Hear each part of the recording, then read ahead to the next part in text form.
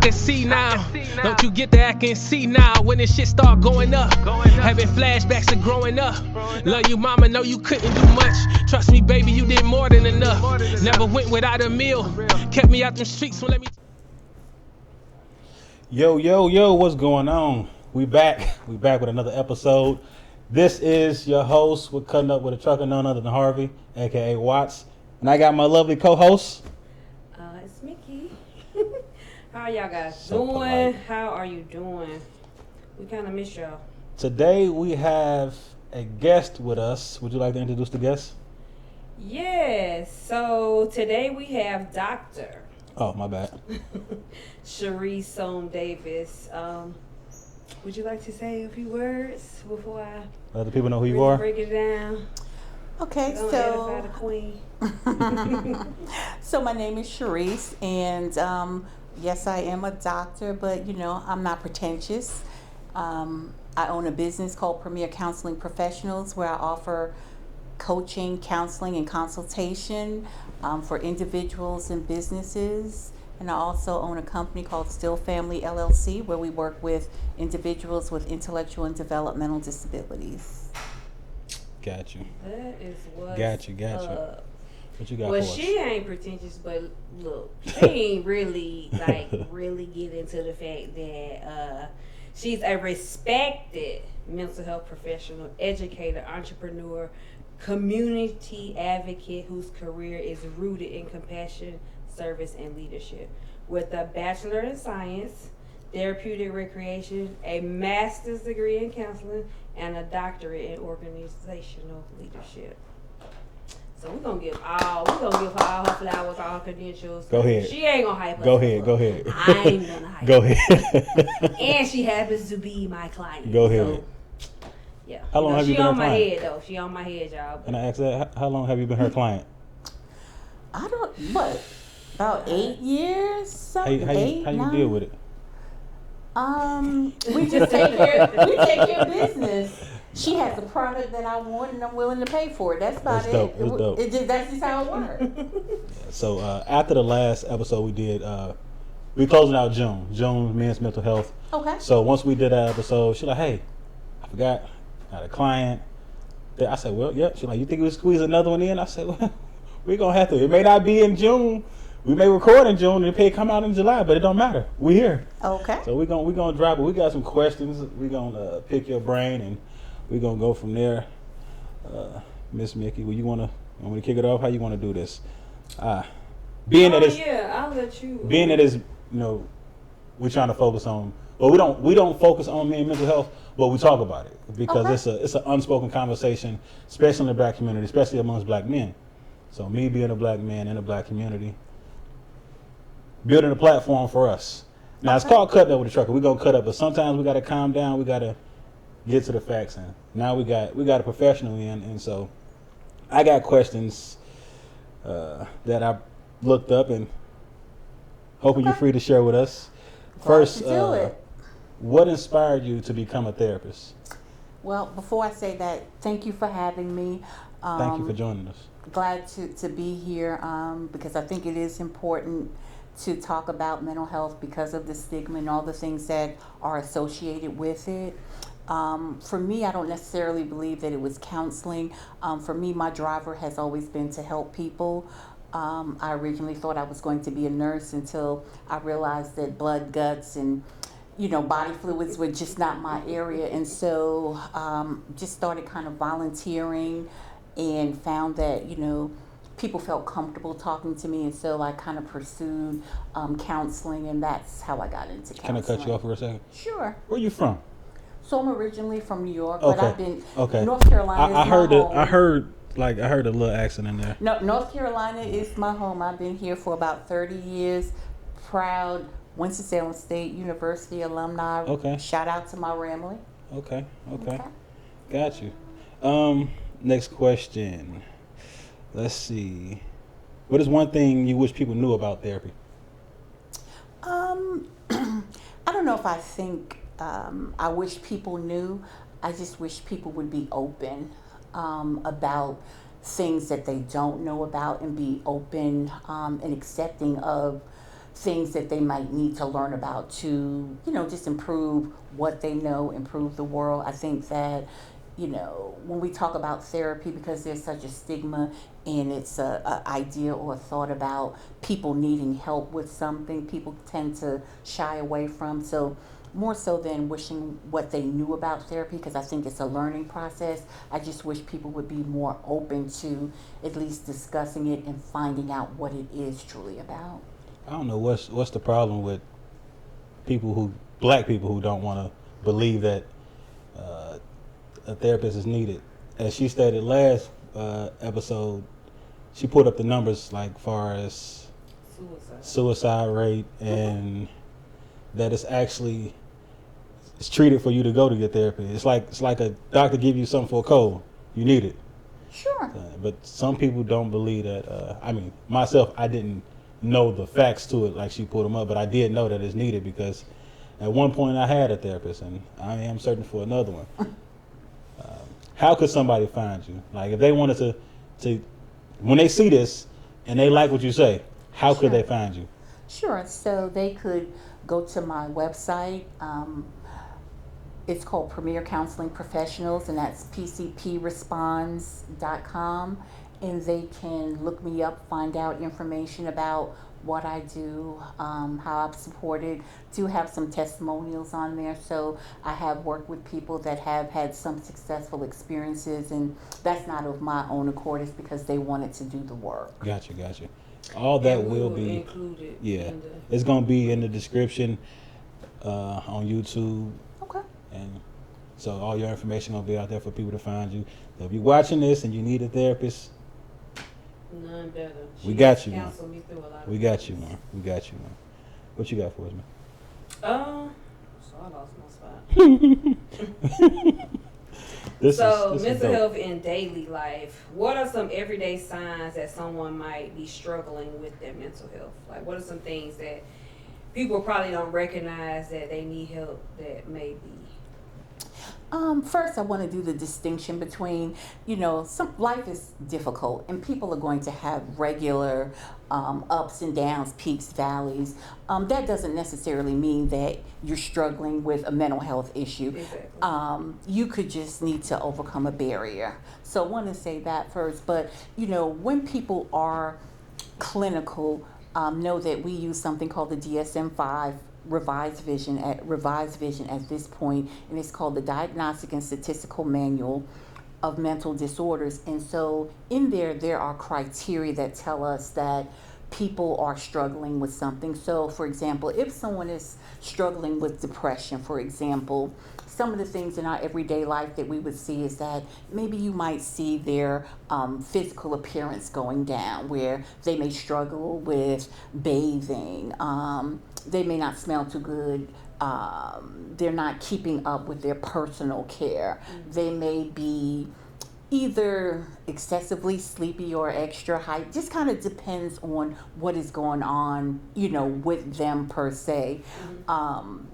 They may lose interest in things that they typically used to enjoy. They'll be different from the people that have been around them a lot. So we like to call them cues. They'll give us cues about what is happening with them. And I'm not talking about something strange where, they may be on the brink of thinking about hurting themselves or someone else, where they're giving notes. But these are the everyday things that we'll see in terms of their decline. They will physically decline first, and it'll be visible to the eye.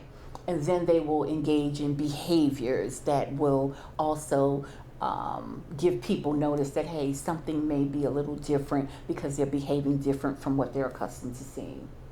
Gotcha. How can people start building healthy emotional habits at home? First you have to acknowledge that you want to.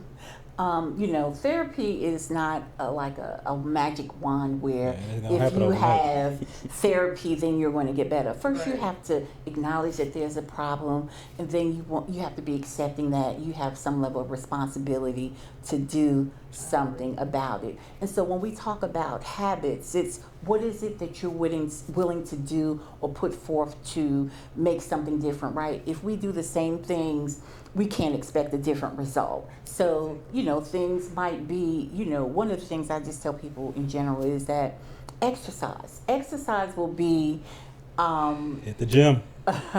it is such a powerful tool because when you exercise, it releases endorphins. Endorphins make us feel good. Those types of things, right?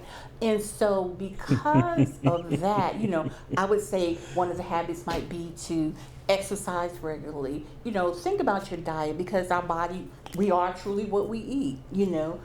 What we ingest, definitely will dictate, how we feel, affect our mood, those types of things. You have to be careful about the company that you keep. Oh, yeah. When I say that, we have to recognize the difference between an associate, a person that we know, what we call a friend.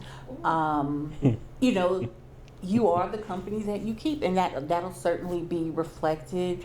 When I think about, the question that you asked me in terms of daily practices, it's really about whatever energy you're willing to do to put forth to make a change, and you have to identify the change. You have to be very intentional about what you want the outcome to be so that you know what you're going to be working towards. Got you. I heard it. Cut that bad energy off. Cut it off. What role do you think social media plays in I was waiting mental for this health one. today? This is what I want to hear. Well, I think it depends because like for example, you were like, "Oh my goodness, we're gonna be on YouTube." I was like, right, because I'm definitely not a fan of social media, and I limit my access. But social media can be a tool or it can be a weapon, right? And the truth of the matter is that you have to govern your own self, right? You have to be so. When things affect you, you have to have a certain level of self-awareness about, what's good for you, what's not good for you, your likes, your dislikes. Because if you don't do that, then you can't set something simple as a boundary, right? And with social media, I think boundaries are important. They're important because you have to recognize the influx of things that will you'll be exposed to, good, bad, and indifferent. And it's just like if we watch a horror movie, we're going to see certain things, and that's going to be in our spirit, right? Mm-hmm. So, for me, social media can play a very big part because people typically, today I find that people don't have the coping skills needed to manage just simple day-to-day problems. And so when we have people being exposed to a lot of different opinions, or you don't have a strong self-esteem, you can be easily influenced by what other people say.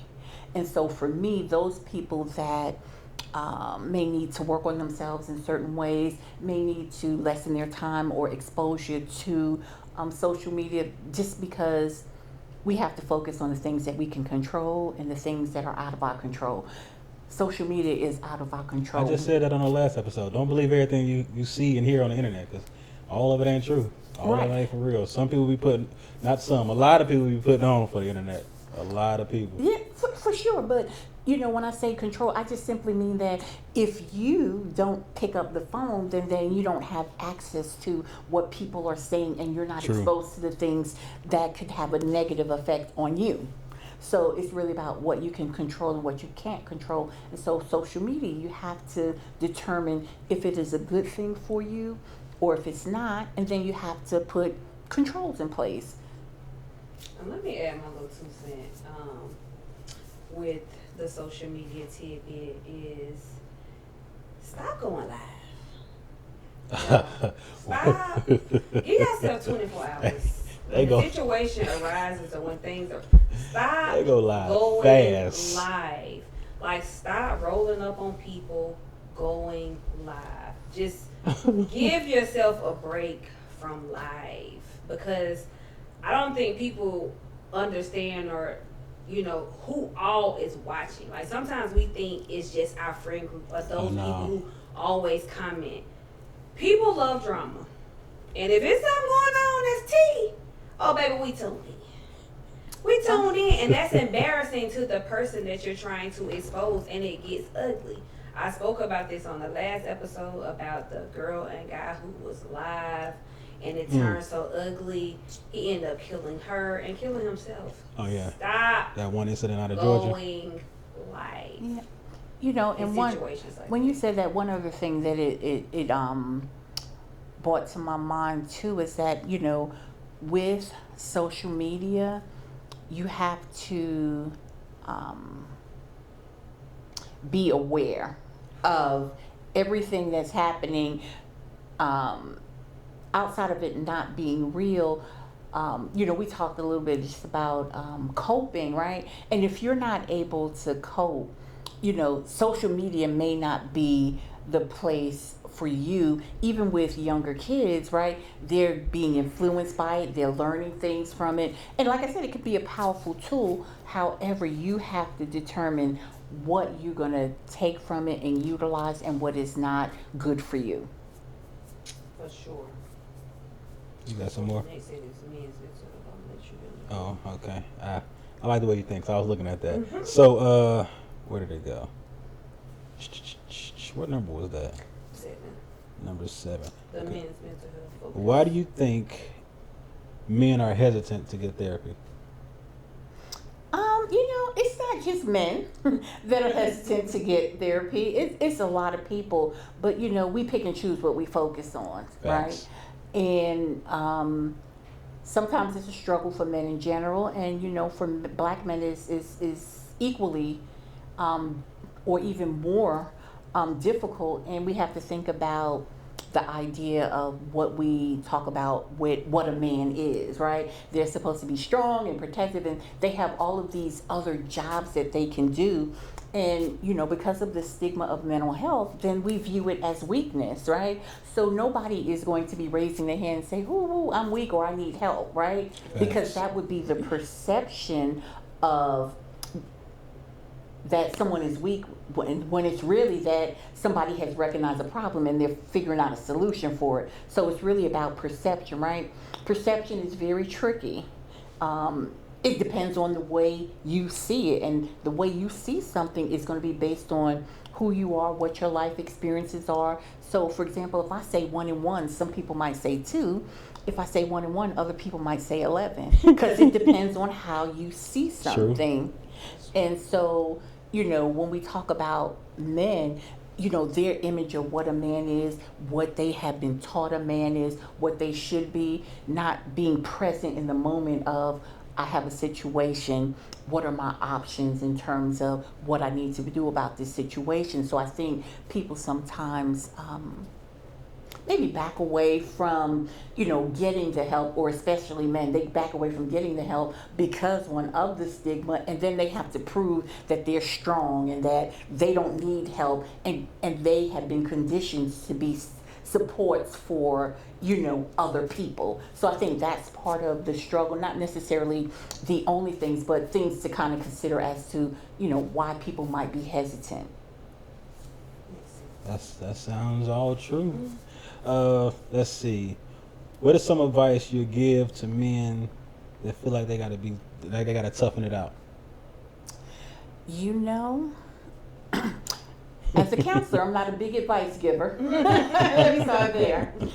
And just say that, I like to ask questions, is what you're doing working for you? Just that simple. Because if it's not working for you, do you want to do something different about it? Gotcha. And if so, what are the resources that you need to do something? Do you need education? Do you need a support system? What are those things that you need? And so, I would, suggest to people to explore for themselves, if they're not happy with their current situation, are they going to do something about it? For me, I'm a big person of mindset matters. True. Everything about what you want to do, how you want to go about doing it, depends on how you perceive yourself and what actions you're willing to take. Nobody grows in comfort. There's no such thing as, we're going to be better if we stay in the same position. And so, I would just encourage anybody, if they think that they need help, then reflect.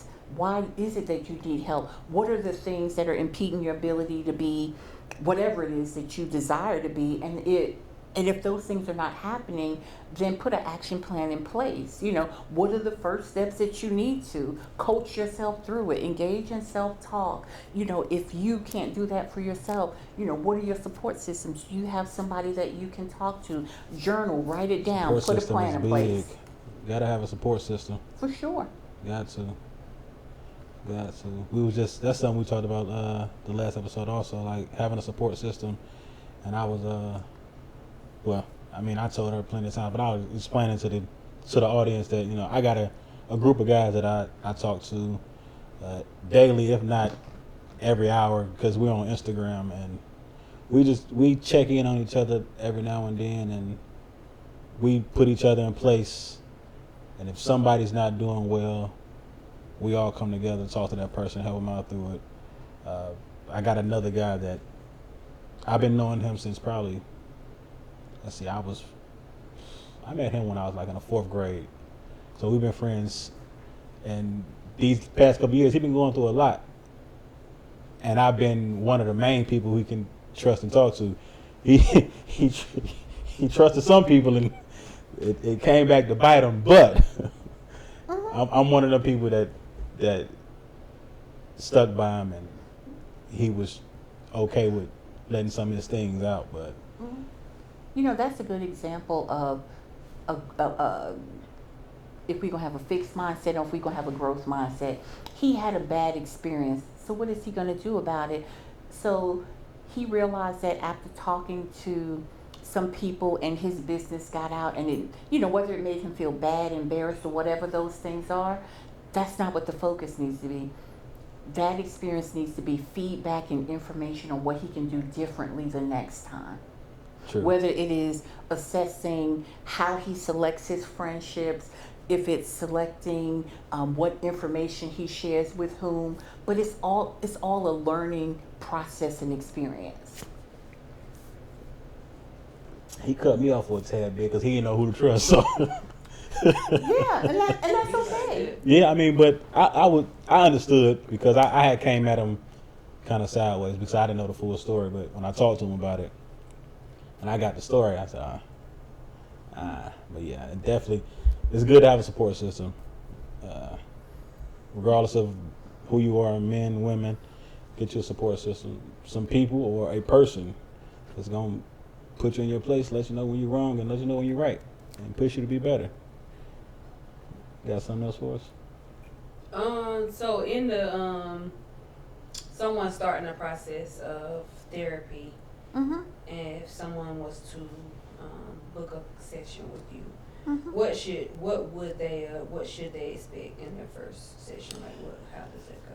So, first session really is not really delving into the problem per se. Yes, we want to know what brought you to the counseling process, but the first session is really about developing a rapport, making sure people feel comfortable, because remember, you're a stranger to them. Even though you're a counselor, I'm a counselor. I'm bound by my ethics. I'm bound by my licensure, where I have to do specific things. So, everything that they tell me remains confidential, aside from the exceptions. But the thing is that during the first session, we're developing a relationship, helping you to feel comfortable. I'm getting background information about you. We have like a biopsychosocial, where we're looking at what's going on with you mentally, physically, socially, emotionally, spiritually, like all of those things, because I'm trying to put together pieces of a puzzle so I can understand a little bit about what is happening. So that's kind of what you would expect in the first session. It's a lot of developing rapport, then asking, assessing what's going on, what brought them there. And then the other thing is, I would say that the first session is not the only time that we assess. We assess through the whole process. But for me, as a clinician, I use the first 3 sessions, because there's so much information, you're not going to garner everything that you need in that very first session, and you have to pay attention to details. In counseling, there's a lot about what is said and then what is not said. So basically, in the first session, a lot of fact-finding information, getting background information, developing a rapport. Okay, and so for you, how are you able to tell when therapy is working for a person, or that's the first question. And the second part of it is, if you notice that you and a person aren't clicking or it's not working, how do you deal with that? Okay. So, typically most therapists and clinicians will have a consultation before they actually agree, and I do the same. Because you know what, everybody is not a good fit for everyone. And so for me, I do check-ins, even though I might be the expert on technique and those things, people are the experts on themselves.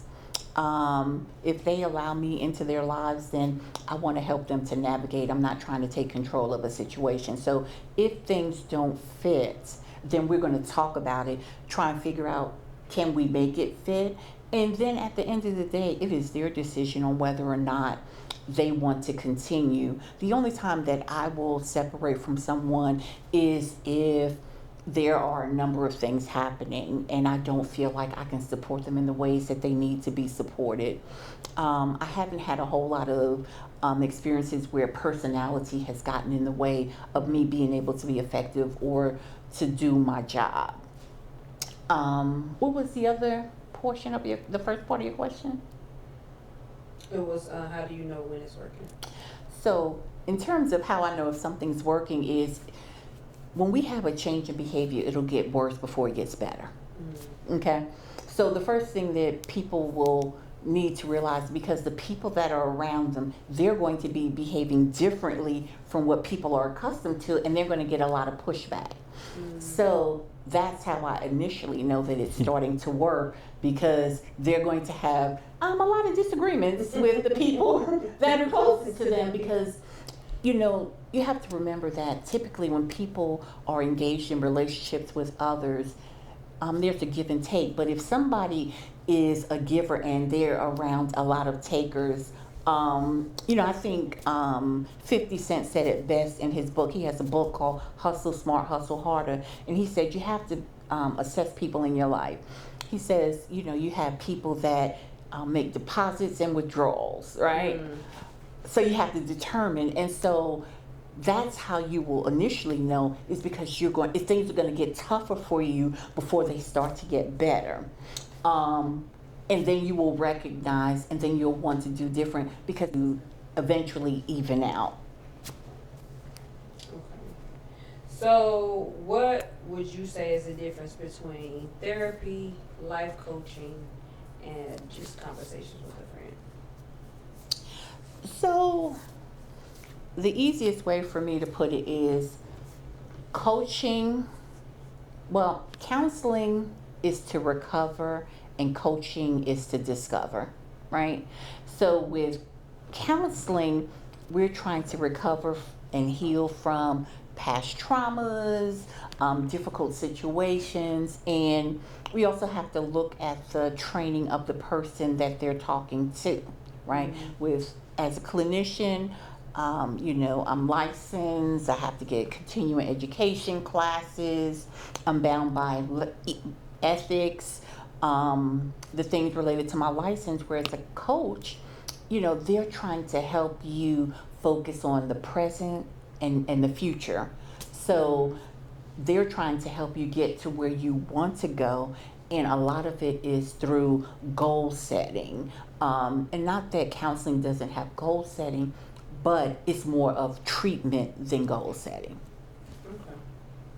I like that. What's the have you had one client that just been with you for a while? No. What's the longest? And the thing is that what happens sometimes when people start to get well, they just want to come for comfort. when you are in counseling, you have a treatment plan with some Gotcha. specific goals.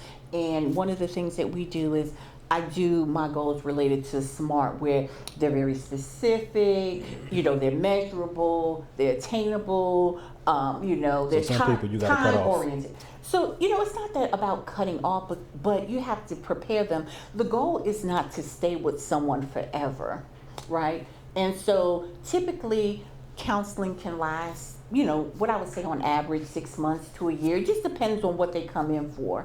But somebody being counseled for the same things, now it'll be different if they resolve their goals and then they set new goals. Then that would be something different. Okay. But even ethically as a clinician, I'm not going to keep talking to someone about the same thing yeah. and taking their money. Because it's not beneficial for them, and as a professional, it's not ethically right for me. That's what I was getting at to see what you say that. Because a lot of people say they don't want to go because of the money and they're just going to take your money. But you just stated that you're not just here to take your money. If you don't need to be here, And when people say that, counseling is expensive and they don't go, know that there are a lot of places that offer free counseling. There are places that offer sliding scale fees. People, like if you're a veteran, they have options for you to get free counseling. It's one of the places that I volunteered previously earlier in my career, where we would work with veterans coming from deployment. And we would offer free counseling. We just had to commit for a certain time so that, in the process, I could start and I could finish. But there are a lot of options. Even if you can't afford, there are a lot of places where you can go to support groups. It's not clinically sound, but it's support. yeah. Right? So there are a lot of different things depending on what your situation might be. So how do you feel about online, the apps and the different? When you say online, do you mean like virtual? through virtual counseling itself, or just using apps? Both. It's online therapy and apps, kind of like the BetterHelp or TalkSpace. Sure, and I have been employed with BetterHelp. So, the thing is that, with online counseling, COVID brought about a lot of different things. That changed it up. Right, and so some help was better than no help. So as a grassroots therapist that have been doing this for almost 20 years, it is my preference to see people face to face. And that is only because I want to see their body language. When we communicate with people, we do it more so non-verbally than we do verbal, because it's hard for us to compile our thoughts to express what we want to say. So for me, if someone is sitting in front of me and I see them fidgeting or I see them doing things, then it allows me to ask more questions and in totality assess a situation. That's not to say that that is the only method, because I have counseled people, virtually and online, and it is well. But one of the things is that when I'm virtually counseling somebody, it's within specific parameters. I'm only going to counsel people with certain types of challenges. I'm not going to, counsel somebody that's actively suicidal or has a long history. Then they have to, I send out consent saying, hey, if it's an emergency and we're on, these tell me who to contact, what's your nearest hospital, those types of things. And so you kind of pre-plan. But I think that it is beneficial for people to utilize online because it helps. It alleviates a lot of the problems that people have had in the past, because transportation, for example, getting to and from counseling was a barrier. And so I think that just respective and thinking about people's positions and all the things that they have to think about, I think it is dependent upon them, what option. But I do support apps where, they may say, being calm and, listening to music and lots of different things that help with like mindfulness and those kinds of things. I laughed because you did something that I was doing last week. She was asking me a bunch of questions, and I was gonna have a question for you, far as like, sometimes could you just look at a person's body language and tell that they may need something or they may got a problem, but you. Well, because truly, we communicate more. Yeah, body language is loud. Yeah, body language is loud. Mm-hmm. So yeah, you answered that. So I'm gonna leave it alone. Okay. I'm gonna leave it alone. The stigmas. Let me go. And more so focusing, I guess, more on the men, the stigma of men. Let's see. How can we break the stigma around mental health? So you asked me a question that they've been fighting for years before I probably was even born, right? and I just think, it is getting better because we're talking about it more. We're more open about mental health and trying to create pathways where people don't feel uncomfortable about talking about challenges. I always just say to people, just think of mental health just like you would think of if somebody had a heart attack. If somebody had a heart attack, we're going to treat their heart because they're sick. If they have a mental health, we're going to treat their brain because their brain is sick. Yeah, that's something she pulled up last episode, and she stated that how could barbershop, churches, and other community spaces help with mental health? Those are our unofficial folks that counsel, right? So do y'all counsel each other sometimes? Right. And the interesting thing is that, right, it's a safe place. Yeah. Right? And these are people that you see on a regular basis and you feel comfortable sharing your information. So even the other question that she asked me before about the difference between coaching, counseling, and talking to a friend is that, they should be safe places that you feel you feel like your confidence is being protected. And when we talk about what that looks like, it always going to depend on the person. It's always going to depend on the person and what is best for them. And I just to target, I know in the salon or in the beauty industry, a lot of people are like kind of swaying against or feel like that we shouldn't have went to salon suites and those things because it kind of like segregates or whatever. You don't have that community.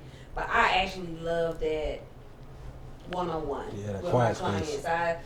Which is why I try to book the way that I book, so everybody has their own time, their own space with just me. Because like sometimes, it is. My chair is a counseling place and where people can feel open. And when it's just me and the client or me and the guest, they don't feel like they have to or they can't talk. Because sometimes they come in just to talk. Ready. You know what I'm saying? And it's like, you can't, then you walk in and there's somebody in that there. lessens the shop drama because it's only you in person. Right. And you know what? Those folks are good listeners, just like bartenders. Only thing that I would say, related to the church that is a little different is that, as people of color, we go to the church, right? Outside of our families telling us we don't need everybody in our business, right? And so, with the church, the only thing that I would say is that it's important to recognize the supports of the church, but the limitations of the church, because they're not clinical. And if there's something that is presented, then they're out of their scope of practice, so they're not going to be able to help you. They can listen, but they're not going to understand and know how to proceed. That sounds good. I hope y'all listening and taking notes, and because some of y'all may need it, even if you don't want to admit it. Some of y'all may need it. As I told y'all before, I had a therapist, and there's nothing wrong with it. If you watched the last episode, she asked me a question. I broke down. Got the last week. She asked one question. I'm like, well, I had a little dust in my eye. Don't worry. I had a little dust in my eye. It was a lot of dust. Yeah. Whatever. But in closing, what's one message that you would like to leave with our listeners today? Drum roll. I'm a thinker and a processor, so I really want to give thought to what you're asking me, and I think it's important that people be aware of themselves, right? if we don't have self-mastery and we can't govern our own selves, we can't expect people to be able to engage with us because we don't know ourselves, right? And so I think part of understanding ourselves will allow us to be able to have better relationships with our loved ones, be better co-workers at work, because we understand what kind of drives us. And in relationship to that is that if you're not aware of yourself and you're having struggles, then certainly seek out the support that you need. It's okay that if you go to a therapist and it's not a good fit, try again. Don't get worn out by trying to get the help that you need. Don't allow anyone to stop you from progressing. You are the artist of your picture that you're crafting. Be the navigator of your own ship. I do have another question before we completely close. I almost forgot. So a friend of mine recently got into an altercation, a fight. Uh-oh. Are we talking about a physical fight or a verbal fight? Physical. Okay. They got physical. Okay. So the question that was posed was, say he know how to de-escalate a problem, but when it escalates to physical, how do you calm down after the altercation has already started? Like, how do you bring yourself back? So I think it depends on how you start, right? So if you're not a good manager of your anger, right? Because it's, again, self-awareness. So you got to know what triggers set you off. And when we talk about how to de-escalate, part of it, again, is self-mastery. You have to know what is upsetting to you, how to control your anger. So when people start to engage, do you want me to respond or react? Right? And there's a big difference, right? But if someone pushes your buttons and you're reacting, know that there are going to be consequences, right? So once you lock into what those consequences are going to be, when you start to calm down, it's all about reflection. You have to self-reflect. How did this happen? How did I get here? How could I do something different next time? Engage in, self-talk, because you have to be able to navigate that situation of, how did I even get here? Now what am I going to do? Dealing with the consequences. But I think the big thing is self-reflecting, thinking about what you did, what you need to do in the future, because if you don't, then you're going to repeat it, right? Those who, forget the past are doomed to repeat it, right? Facts. Got anything else? Yeah, so what keeps you hopeful about the future of mental health?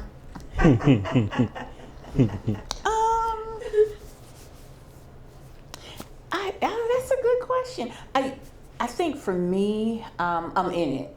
So it's not necessarily about hope. It's like I'm going to do the work to do my part in making sure that it continues to progress, reducing stigma, being available to people. And so for me, it's not, I think being a spiritual person, I'm going to gravitate towards hope, right? That's just the bottom line. But for me, it's really about doing the work, connecting with people, volunteering, doing the things that I know are going to make an impact on someone's life to make a difference in it.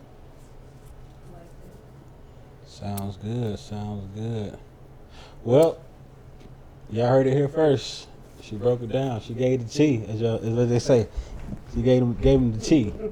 But we'd like to thank you for coming on. Thank you for sharing. Although you wasn't aware of being on YouTube, my apologies to my co-host for not breaking that to you. But hey, it's Cutting Up with a Trucker. Once again, I'm your host, Watts. And I am Mickey. Hey, whatever you do, make sure you cut up while doing it. We out.